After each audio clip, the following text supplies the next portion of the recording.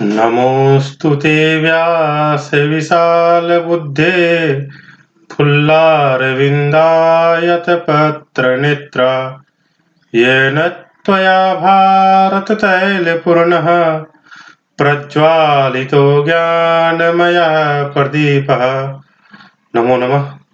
मैं सुबोध कुमार साहू, संत कोलंबा महाविद्यालय अनुबंधित सहायक प्राध्यापक, संस्कृत विभाग, विनोबा भावे विश्वविद्यालय हजारीबाग। स्नातक में षष्ठ संसत्र में श्रीमद् भगवद गीता के प्रथम एवं द्वितीय अध्याय पाठ्यांश में है। श्रीमद् भगवद गीता के दूसरे अध्याय में हम लोग 15 श्लोक तक देख चुके थे। आज उससे आगे भी हम लोग देखेंगे। श्रीमद् भगवद गीता में 18 अध्याय है पूर्ण। श्लोकों की संख्या 700 है। यहाँ श्री कृष्ण अर्जुन को आत्म तत्व का उपदेश देते हैं और युद्ध के लिए प्रेरित करते हैं। युद्ध के लिए स्पेशल प्रेरित करना यहाँ पर नहीं है, धर्म के प्रति गति हो, यह यहाँ मुख्य उद्देश्य है। यह गीता सिर्फ कृष्ण भगवान के द्वारा अर्जुन को ही नहीं बताया गया, अपितु कृष्ण भगवान अर्जुन के माध्यम से संपूर्ण संसार को यहाँ पर गीता का ज्ञान दे रही है, क्योंकि एक गीता ही एक ऐसा ग्रंथ है जिसमें किसी भी प्रकार के देवता, धर्म, संप्रदाय आदि का उल्लेख नहीं हुआ है, अपितु श्रीमद् भगवद गीता मानव मात्र के कल्याण के लिए रचित एक ग्रंथ है। यहाँ सिर्फ मानव का कल्याण किस प्रकार से हो, इसी का उद्देश्य लेकर के कृष्ण भगवान अर्जुन को उपदेश दिए हैं। तो आज हम लोग 15 से आगे का श्लोक देखेंगे। 16वां श्लोक में बताते हैं, नास्तो विद्यते भावो ना भावो विद्यते सतः उभयोरपि दृष्टोऽन्तस्त्वन्योस्तत्त्वदर्शिभिः। फिर से हम लोग श्लोक देखें। ना सतो विद्यते भावो ना भावो विद्यते सतः उभयोरपि दृष्टोऽन्तस्त्वन्योस्तत्त्वदर्शिभिः। शब्दार्थ नहीं, संधि विच्छेद जरा देख ले हम लोग। ना असतो ना असतः नास्तु विद्यते भावो ना भावो ना अभावो विद्यते सतः उभयोरपि उभयोरपि दृष्टोऽन्तस्त्वन्योस्तत्त्वदर्शिभिः। यहाँ पर है दृष्टोऽन्तस्त्वन्योस्तत्त्वदर्शिभिः दृष्टः अन्तः तु अनयोः तत्त्वदर्शिभिः। दृष्टः अन्तः तु अनयोः तत्त्वदर्शिभिः। अब इसको हम लोग देखें। असत, असत का मतलब है जिसकी कोई सत्ता ना। तो बोलते हैं असतः भाव न विद्यते, ना भावो नास्तो विद्यते भावः असतः भावः न विद्यते। असत का तो भाव यानी सत्ता ही विद्यमान नहीं है। ना भावो विद्यते सतः, तू सतः अभाव न विद्यते, और सत का अभाव भी विद्यमान नहीं है। असतः भाव न विद्यते, असत का तो भाव यानी सत्ता यानी विद्यमान है ही नहीं, असत वस्तु की सत्ता है ही नहीं, और सतः अभाव न विद्यते, सत का अभाव भी नहीं है। तत्वदर्शी भी अन्योः उभयोः अपि अंतः दृष्टः। तत्वदर्शी भी, तत्वदर्शी यानी तत्ववेत्ता पुरुषों के द्वारा, तत्वज्ञानी जो पुरुष हैं उन लोगों के द्वारा अनयोः उभयोः, इन दोनों, अनयोः उभयोः, इन दोनों का मतलब हो गया सत और असत। सत का अभाव नहीं है और असत की सत्ता नहीं है। तत्वदर्शी पुरुषों के द्वारा, तत्ववेत्ता पुरुषों के द्वारा इन दोनों का ही अपि भी अंतःदृष्ट, इन दोनों का तत्व जो है अनुभव किया गया है, अंतःदृष्टा, इन दोनों के तत्वों को देखा गया है, अच्छी प्रकार से जाना गया है। तो फिर से हम लोग श्लोक को देखें। नासतो विद्यते भावो असतः भावः न विद्यते, असत का भाव नहीं है, असत की सत्ता नहीं है। सतः अभाव न विद्यते, और सत का अभाव भी नहीं है, सत का अभाव भी विद्यमान नहीं है। तत्वदर्शी भी उभयो अपि अंतः दृष्टः, तत्वदर्शी भी तत्ववेत्ता महापुरुषों के द्वारा अनयो उभयो, इन दोनों का अपि ही अंतः यानी तत्व को दृष्टः देखा गया या अनुभव किया गया। तो इस प्रकार से यहाँ पर बताया गया कि असत की सत्ता ही नहीं है और सत का अभाव नहीं है, ऐसा तत्ववेत्ता महापुरुषों के द्वारा देखा गया है। इसके बाद अगला श्लोक है 17वां श्लोक। अविनाशी तु तद्विद्धि येन सर्वमिदं ततम्, अविनाशमव्यस्यस्य न कश्चित् कर्तुमर्हति। फिर से श्लोक देखेंगे। अविनाशी तु तद्विद्धि येन सर्वमिदं ततम्, विनाशमव्ययस्य न कश्चित् कर्तुमर्हति। अविनाशी तु तद्विद्धि, तत् विद्धि, येन सर्वमिदं, सर्वम जोड़ इदम, ततम विनाशमव्ययस्य, विनाशम जोड़ अव्ययस्य जोड़ अस्य, न कश्चित् कर्तुमर्हति, न अलग हो गया, कश्चित् जोड़ कर्तुम जोड़ अर्हति। तो यहाँ पर बता रहे हैं अविनाशी तु तत्विद्धि, अविनाशी तुम उसको जानो, अविनाशी तु तत्विद्धि, अविनाशी तुम उसको जानो, अविनाशी तो उसको जानो, येन सर्वम इदम ततम, जिसके द्वारा यह संपूर्ण संसार व्याप्त है। अविनाशी तुम उसको जानो जिसके द्वारा यह संपूर्ण संसार व्याप्त है, और विनाशम अव्ययस्य, अस्य अव्ययस्य विनाशम, इसे अविनाशी का विनाश न कश्चित कर्तुम अर्हति, कश्चित न कर्तुम अर्हति, कोई भी नहीं कर सकता। तो अविनाशी तो तत्विद्धि, अविनाशी तो तुम उसको जानो, ये न इदम सर्वम ततम, जिसके द्वारा यह संपूर्ण संसार जो है व्याप्त है। ऐसे अव्ययस्य, इस अविनाशी का विनाशम विनाश कश्चित ना कर्तुम अर्हति, कोई भी नहीं कर सकता है। तो यहाँ पर बतला रहे हैं भगवान कृष्ण अर्जुन को कि तुम नाश को प्राप्त होने का जो देख रहे हो, तो नाश रहित तुम उसको जान लो, अविनाशी तुम उसको जानो। अविनाशी कौन है? जिसके द्वारा यह संपूर्ण संसार जो है वह व्याप्त है, और इस अविनाशी का विनाश करने में कोई भी समर्थ नहीं है। इसके बाद 18वें श्लोक में भगवान श्री कृष्ण कहते हैं, अंतवंत इमे देहा नित्यस्योक्ताः शरीरिणः, अनाशिनो प्रमेयस्य तस्माद् युध्यस्व भारत। फिर से श्लोक देखेंगे। अंतवंत इमे देहा नित्यस्योक्ताः शरीरिणः, अनाशिनो प्रमेयस्य तस्माद् युध्यस्व भारत। यहाँ पर बतला रहे हैं अनासीन, फिर पहले संधि विच्छेद देख ले। अंतवंत इमे देहा नित्यस्योक्ताः शरीरिणः, नित्यस्य जोड़ उक्ताः, नित्यस्य जोड़ उक्ताः शरीरिणः, अनाशिनो अप्रमेयस्य, अनाशिनः अप्रमेयस्य, तस्मात् युध्यस्व भारत, तस्मात् जोड़ युध्यस्व भारत।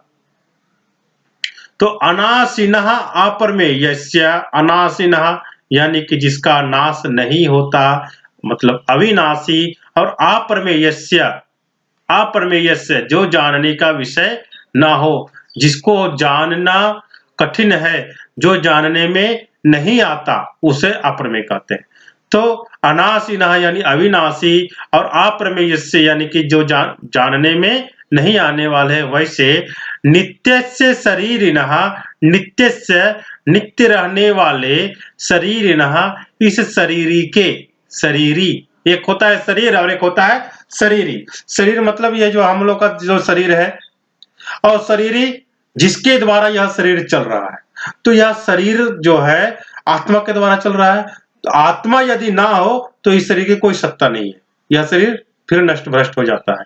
तो आत्मा जो है इस शरीर का शरीरी है। तो वह बता रहे हैं अनाशिनः अप्रमेयस्य नित्यस्य शरीरिणः इमे देहाः अंतवन्ता उक्ताः। अनाशिनः यानी अविनाशी, अप्रमेयस्य जानने में नहीं आने वाले, नित्यस्य शरीरिणः नित्य रहने वाले इस शरीरी के, इमे देहाः ये देह, ये शरीर, अंतवंत उक्ताः अंत वाले कहे गए हैं। तस्मात् भारत युद्धस्व, इसलिए हे अर्जुन तुम युद्ध करो।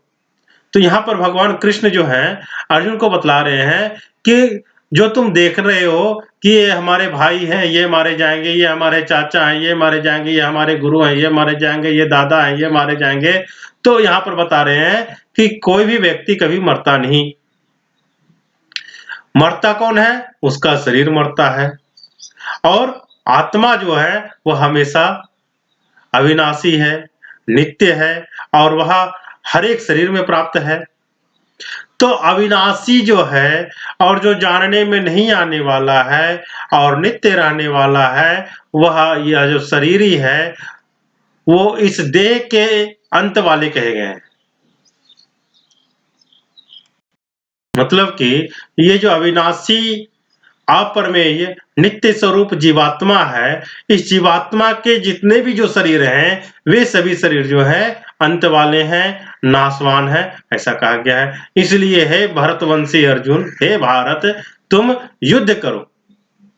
यहाँ पर फिर कृष्ण भगवान अर्जुन को युद्ध करने के लिए प्रेरित करते हैं। इसके बाद अगले श्लोक में कहते हैं कृष्ण भगवान, या एनं वेत्ति हंतारम यश्चैनं मन्यते हतम् उभौ तौ न विजानीतो नायं हन्ति न हन्यते। फिर से श्लोक हम लोग देखें, या एनं वेत्ति हंतारम यश्चैनं मन्यते हतम् उभौ तौ न विजानीतो नायं हन्ति न हन्यते। अब बतला रहे यहाँ पर, या एनं वेत्ति हंतारम, या एनम जो मनुष्य इस आत्मा को, इस जीवात्मा को, इस अविनाशी शरीरी को हंतारम व्यक्ति मारने वाला मानता है। यश्चैनम मन्यते हतम, यह चा एनम, चा यह एनम हतम मन्यते, और जो मनुष्य इसको मारा मानता है, जो मनुष्य इसको मरा हुआ मानता है, उभौ तौ न विजानी, तो वे दोनों नहीं जानते। उभौ तौ न विजानी, तो उभौ तौ वे दोनों ही, न विजानी तो इसको नहीं जानते, इस आत्मा को नहीं जानते। नायम हन्ति न हन्यते, अयम न हन्ति न हन्यते, यह जो आत्मा है ना ही किसी को मारता है और ना ही किसी से मारा जाता है।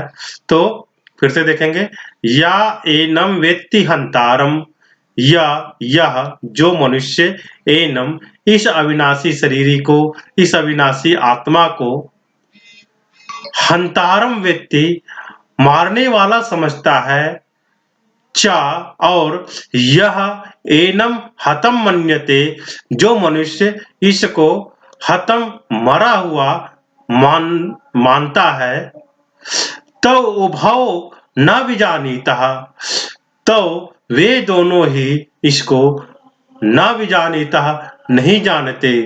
अयम न हन्ति न हन्यते, यह ना ही मारता है और ना ही मारा जाता है। तो यहाँ पर आत्मा की सत्ता के बारे में बताया गया है कि यह जो अविनाशी आत्मा है, इस आत्मा को कोई मार नहीं सकता और ना ही इसको कोई मारने का प्रयत्न कर सकता है, क्योंकि ना ही यह मरता है और ना ही किसी के द्वारा मारा जाता है।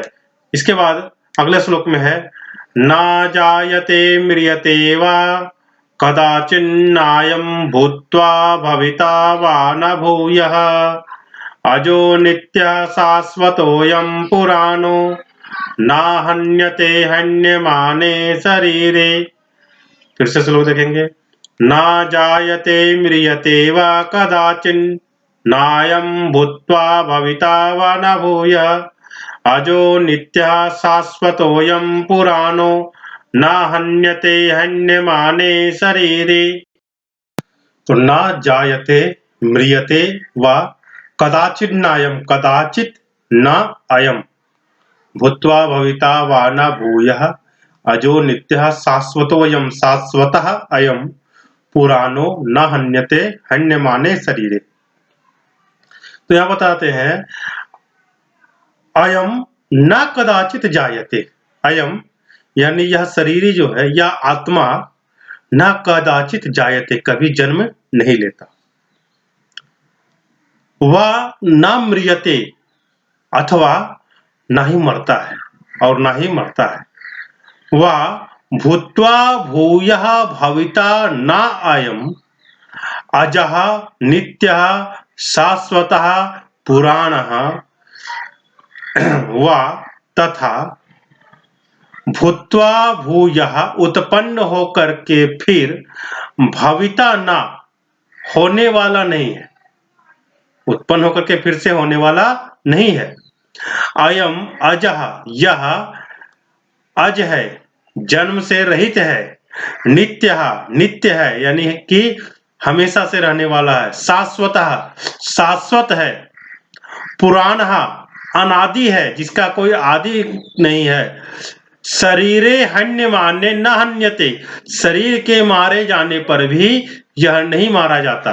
तो यहाँ पर भी कृष्ण भगवान आत्मा के बारे में बतला रहे हैं कि यह आत्मा न कभी जन्मता है, न कभी मरता है, न ही उत्पन्न होकर के फिर से होने वाला है, क्योंकि यह आत्मा जो है ये जन्म से रहित है, नित्य है, शाश्वत है, पुराण यानी कि अनादि है, और शरीर के मारे जाने के बाद भी यह नहीं मारा जाता।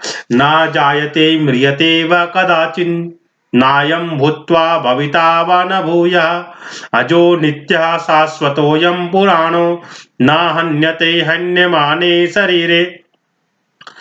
अयम न कदाचित जायते, यह शरीरी यानी यह आत्मा जो है कभी जन्म नहीं लेता, इस आत्मा का कभी जन्म नहीं होता। वह न म्रियते, अथवा यह मरता भी नहीं है, यानी कि इसका आत्मा का कभी जन्म भी नहीं होता, कभी यह मरता भी नहीं है। वह भूत्वा भूयः भविता न, और उत्पन्न होकर के फिर से भी होने वाला यह नहीं है। अयम अजः नित्यः शाश्वतः पुराणः, यह जो है आत्मा यह अजः, जन्म से रहित है, नित्य है, शाश्वत है और पुराण है यानी अनादि है, जिसका आदि के बारे में कोई नहीं जानता, कोई वैसा यह अनादि है। शरीरे हन्यमाने न हन्यते, और शरीर के मारे जाने के बाद भी यह नहीं मारा जाता। तो इस प्रकार से आज हम लोग आत्मा के बारे में यह जान रहे हैं कि आत्मा जो है वह कभी किसी से मारा नहीं जाता, यह इसी का कभी जन्म नहीं होता, यह अविनाशी है। इसके बाद में 21वें श्लोक में बताया जाता है, वेदा विनाशिनम नित्यम या एनम अजम अव्ययम, कथम स पुरुषः पार्थ कम घातयति हन्तिकम्। फिर से श्लोक देखेंगे। वेदा विनाशिनं नित्यं या एनमजमव्ययम् कथं सा पुरुषः पार्थ कम घातयति हन्तिकम्। अब बोलते हैं वेदा विनाशिनम, वेद अविनाशिनम एन नित्यम या एनम अजम अव्ययम, एनम अजम अव्ययम कथम सा पुरुषा पार्थ कम घातयति हंतिकम। यहाँ बोल रहे पार्थ, हे पृथानंदन, पृथा के पुत्र, जैसा कि हम बता चुके हैं पृथा कुंती का नाम है और उस कुंती के पुत्र अर्जुन है, इसके लिए उसका एक नाम पार्थ भी है। तो यहाँ पर बोलते हैं पार्थ, हे पार्थ, यह पुरुष एनम अविनाशिनम, जो पुरुष जो मनुष्य एनम इस शरीर को, इस आत्मा को, अविनाशिनम अविनाशी, नित्यम अजम अव्ययम वेद, नित्यम नित्य, अजम जन्म से रहित, अव्ययम अव्यय यानी खर्च नहीं होने वाला वेद जानता है। सह कथम कम हंति, वह कैसे किसको मार देगा, कैसे किसको मारता है, और कम घातयति, और कैसे किसको मरवाता है। तो यानी कि यह जो आत्मा है, यह आत्मा नाश रहित है, नित्य है, अजन्मा है और अव्यय है। यह पुरुष कैसे किसको मरवाता है और कैसे किसको मारता है। अगले श्लोक में फिर बतला रहे हैं।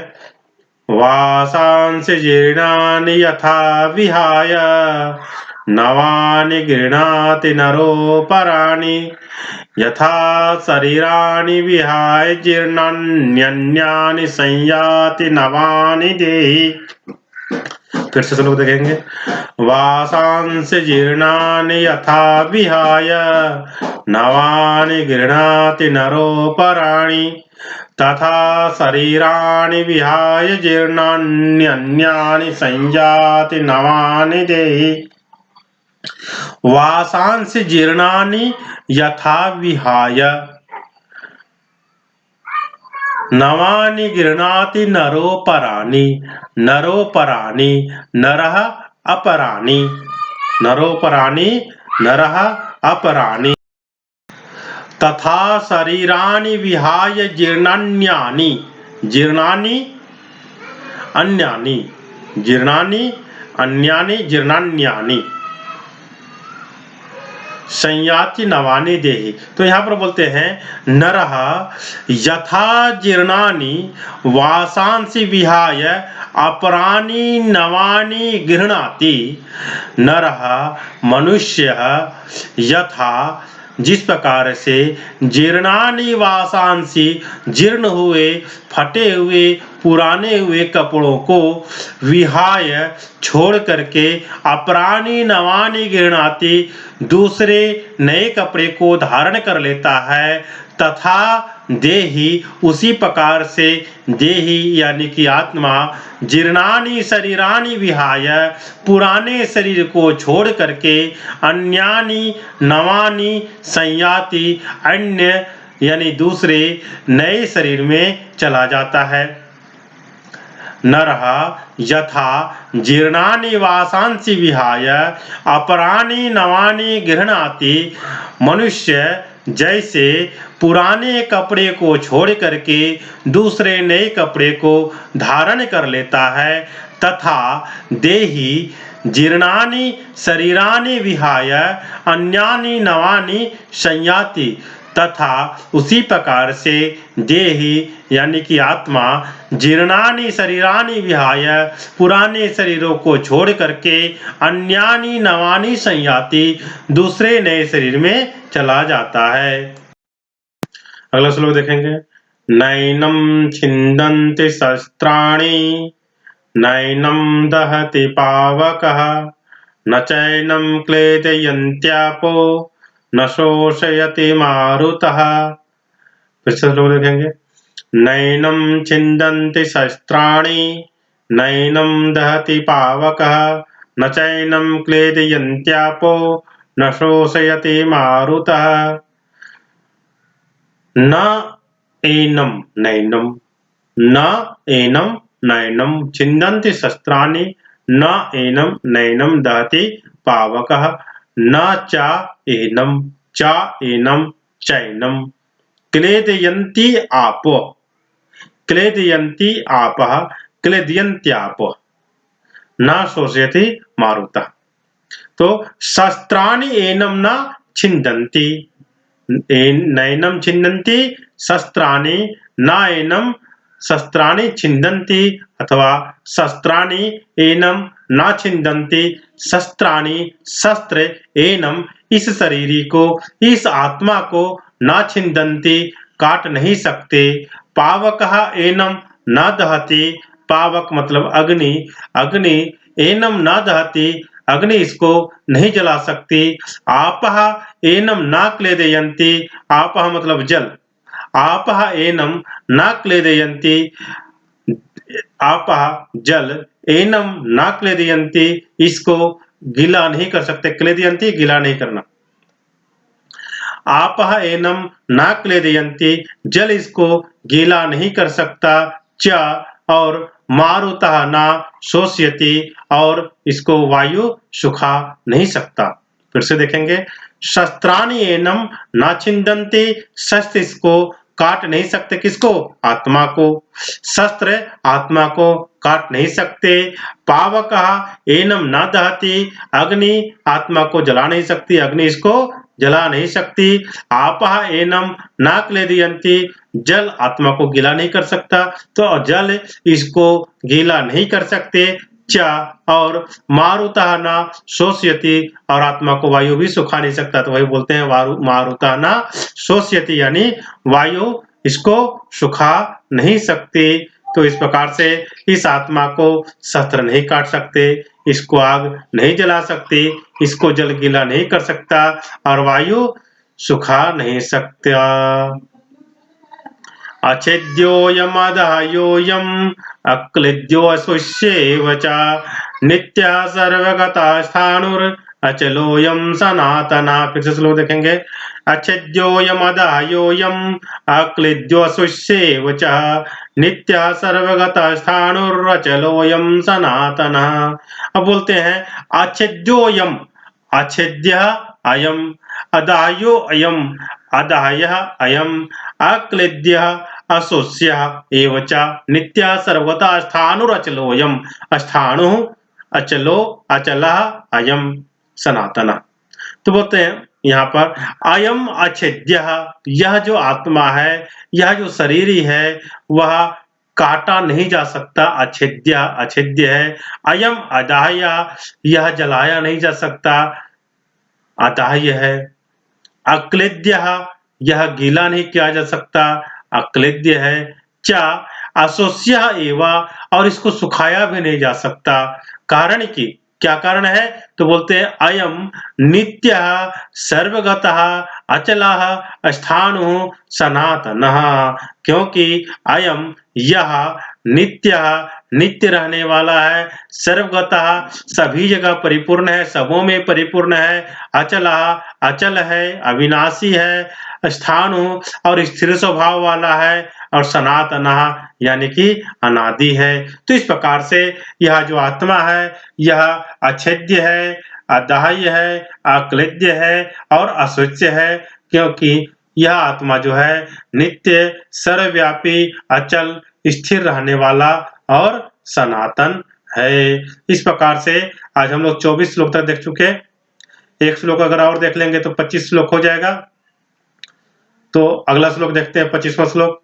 अव्यक्तोऽयम् अचिन्त्योऽयम् अविकार्योऽयम् उच्यते, तस्मादेवं विदित्वैनं नानुशोचितुम् अर्हसि। फिर से श्लोक देखें, अव्यक्तोऽयम् अचिन्त्योऽयम् अविकार्योऽयम् उच्यते, तस्मादेवं विदित्वैनं नानुशोचितुम् अर्हसि।